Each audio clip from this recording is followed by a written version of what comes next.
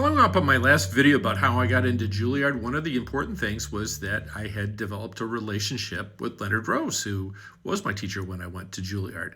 That started because my previous teacher, Dennis Brott, had studied with Mr. Rose and knew him and was able to get in touch with him and tell him about me.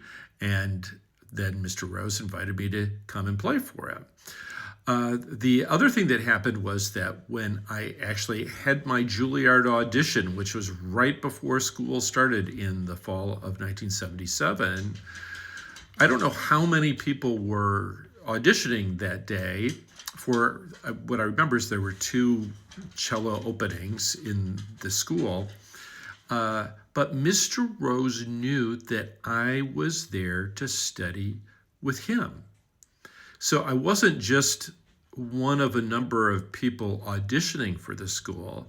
I really wanted to come there to study with him, and he knew that. And so he was my ally in that process.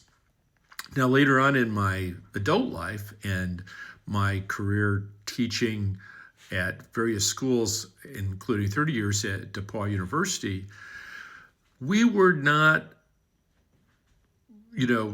in a position where we were only going to let so many cellists in. Many schools who are not, famous major conservatories are recruiting students. Usually we don't have enough, or we certainly have room for more students on a particular instrument. My dog is trying to get in on the act here. What really made a difference sometimes, in terms of the relationship that had been established between a student and me through telephone conversations or emails and texts, more towards the end of my career when people stopped using the telephone, was if I knew that that person really wanted to come to DePauw, where I was teaching, that we were their first choice school, and that that student and I had kind of clicked, I would really go to bat for them. Sometimes that was if they were either academically or musically kind of on the borderline of admitting or not, whether we thought that we would do well at the school, or whether they would make a contribution to the orchestra or kind of hold the orchestra back. If I knew that student was really dedicated, that we had worked well together in their sample lesson, I would advocate for them. The other thing was scholarships. Now, scholarships work differently at different schools, but often what happens is there is a kind of rank ordering of the people that we would most like to have come to the school. And there is a question from the dean or other administrator, how much scholarship money is going to take to get this student to actually enroll at the school? So the kind of term of art sometimes used is, what is it going to take to yield this student?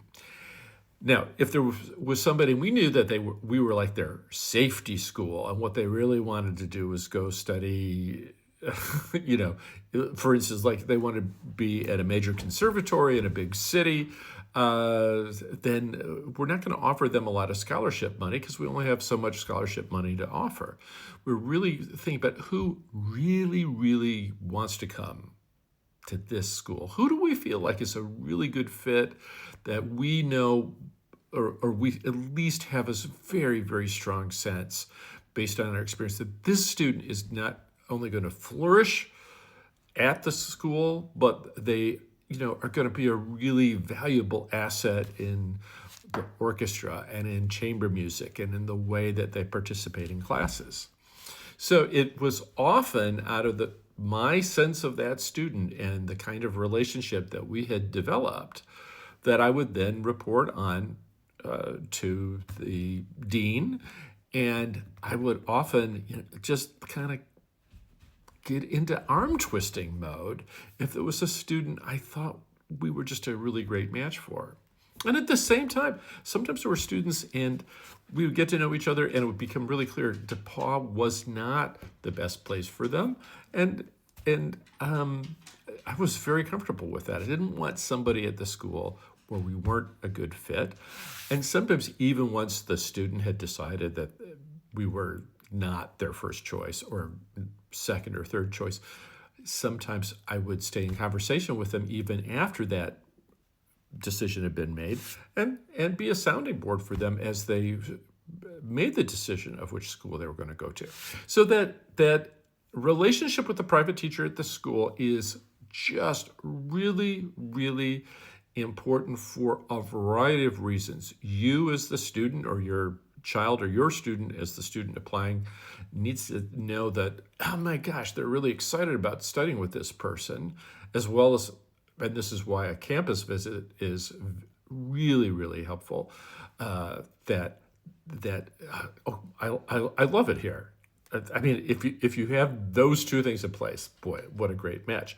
And conversely, if like, oh my God, there's just no chemistry between me and the teacher, or this teacher it has a very doctrinaire approach to technique and playing it exactly the way they play a piece, which can be helpful for some students, or this teacher is really about fostering a student's creativity, which is kind of more where I am centered in my teaching, as well as developing good technique. You discover those kinds of things. If you made it this far in this long video, good for you.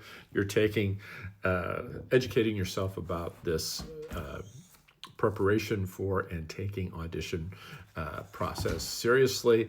I wish you the best, and I want to remind you, play music that you love, you play well, and you own, so you show people on the committee and your teachers what kind of musician you are.